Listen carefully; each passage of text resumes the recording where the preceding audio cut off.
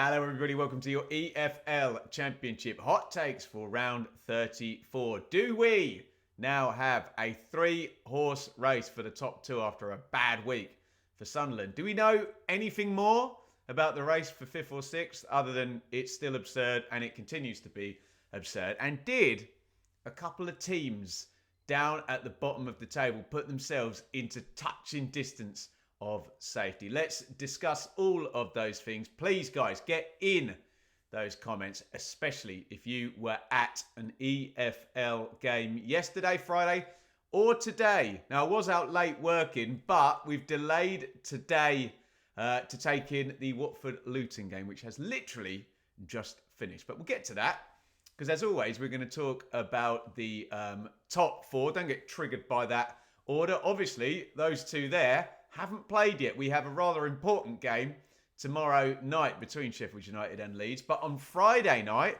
boring Burnley. Well, they won 4-0.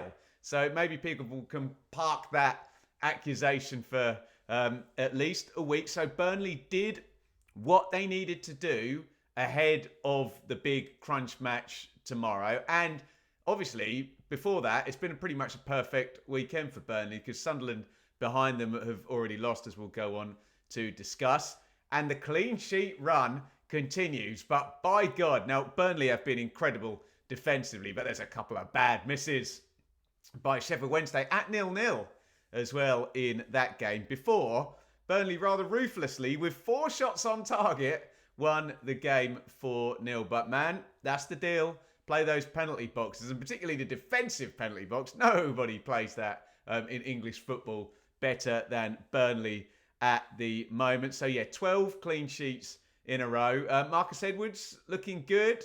Looks like that's going to be a good signing. Anthony goes to the other wing and Edwards down the right-hand side. Could be an interesting nuance in an attacking sense. It's going to be fine margins in this promotion race. Could one player make the difference? 21 undefeated for Burnley. 25 clean sheets, but they are still chasing the top two who play tomorrow night. And let's just flag it up and keep flagging it up now. If it is to be a 3-horse race, round 44, guys, Burnley versus Sheffield United. Woof. Let's talk about Sunderland. It has not been a good week for Sunderland. It is back-to-back defeats. Obviously, they went down at Leeds late last Monday.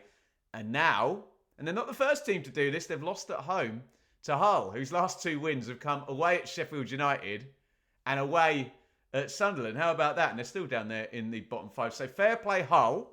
But let's talk about Sunderland. And I always like the goalkeeper, Mattheson, but that's 2 games now where people were saying, oh, he didn't come for the cross properly for Strauch's late winner for Leeds United. And then corner goes on top of him and it's an own goal. And that is the defining moment of this game. Sunderland did have a lot of chances, didn't they? But Hull go there and get the win. That's the first home defeat of the season. And of course, we have to caveat all of this by saying Sunderland have been incredible. They're going with the parachute teams. They've got a young squad. They've got a manager who's only been in this season. So we acknowledge all of those things. But have they now slipped off it? I see a 6-point gap from Sunderland to Burnley. I see an 8-point gap to Sheffield United and a 10-point gap to Leeds. 12 to play, and it could change tomorrow as well. We could have, say, with a Sheffield United win, it could be a 10-point gap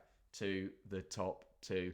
Let me know your thoughts on a bad week for Sunderland. And this is the big kind of question in terms of the championship and the promotion race. Are we down to 3 for 2 automatic promotion places? You tell me. We're going to find out more tomorrow.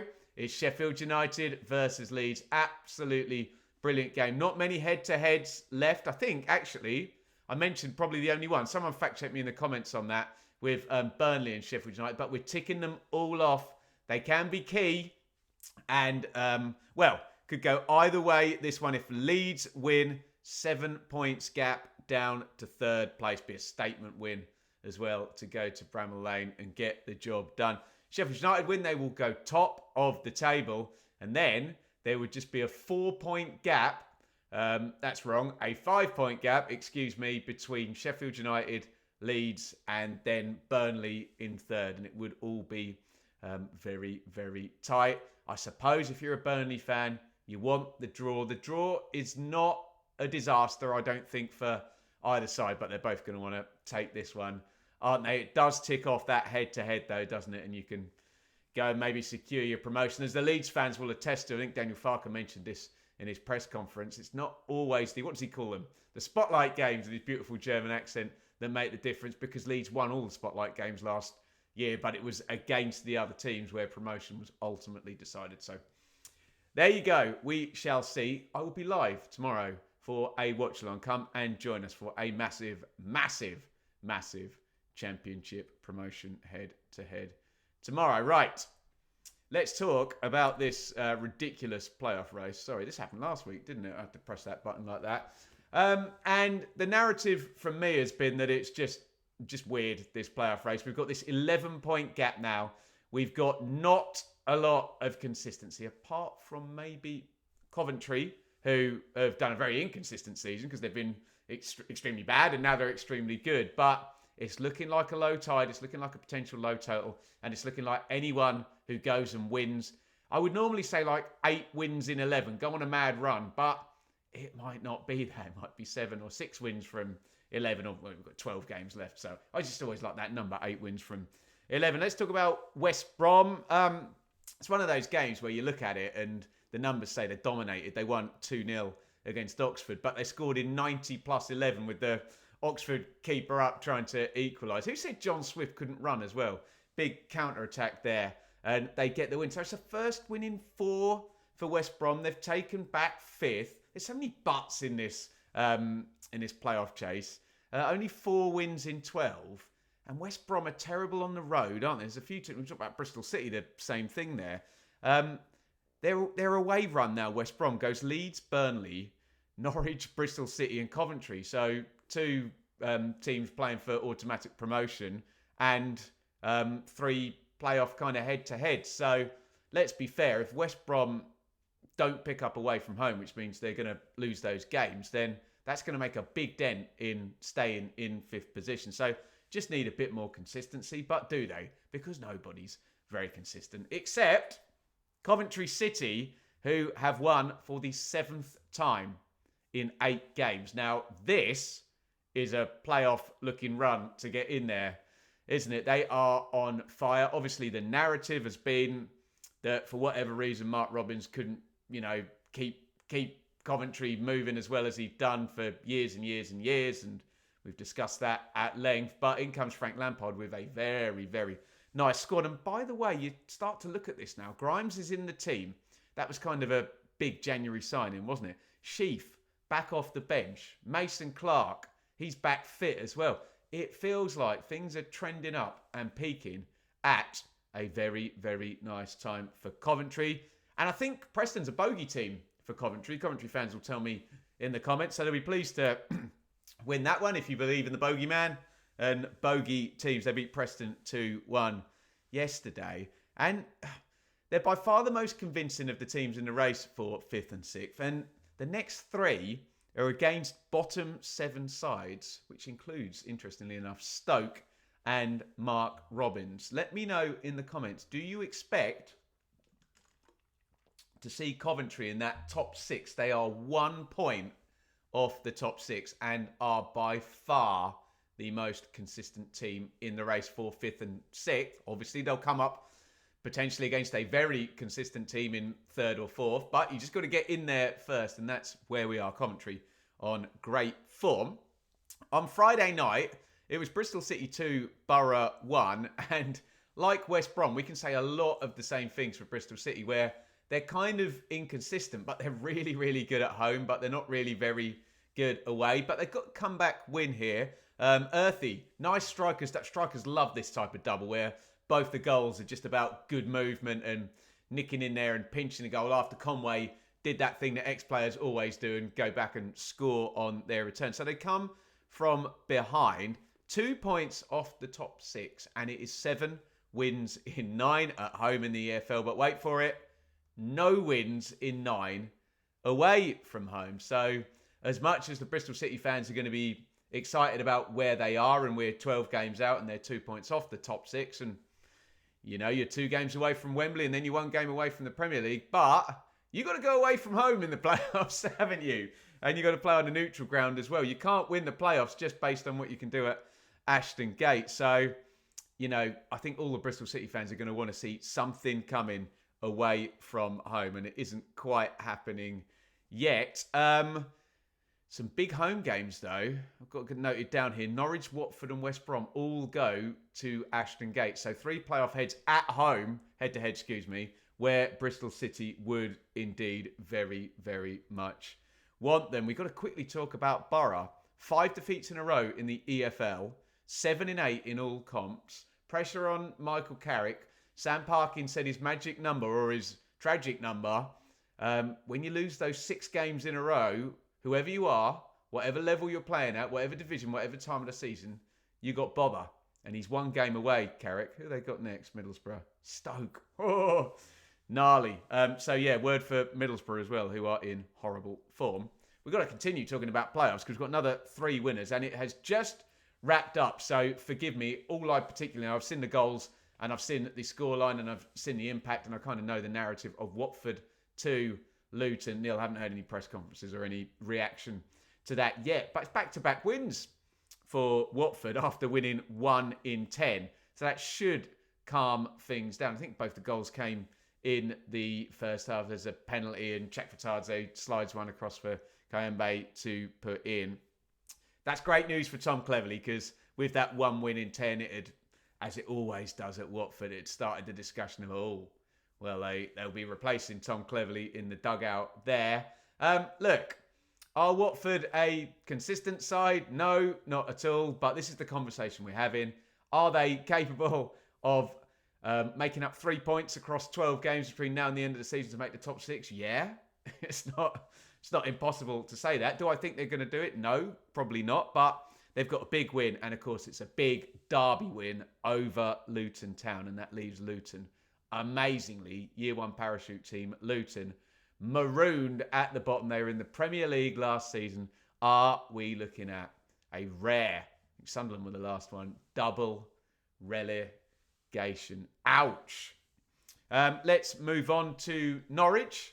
And rinse repeat here. Inconsistent team, but they're in with a shout of the playoffs. You know me, I like the star quality that Norwich have with Saints, who we said earlier in the season was the hottest player in the Championship. Surely Josh Sargent is the hottest player in the Championship right now in terms of numbers and form. Since returning to the starting 11, he has scored 7 goals at a rate of 1 every 66 minutes. So Josh Sargent is now reaching cheat code levels in the Championship. If you're a Norwich fan, you're thinking, well, the only way they're going to keep him now is to get into the playoffs and get promoted because someone surely, given the output he's producing, is going to be in for Josh Sargent at the end of the season. Absolutely brilliant form. Great second goal as well. Powered that one into the top corner with the left foot. As I say, it's inconsistent, but this was the kind of Hoff-ball we saw earlier in the season from Norwich with plenty of goals, plenty of fun, plenty of star quality. And can they go back-to-back? By the way, next game for Norwich is Blackburn, who are currently the team in 6th.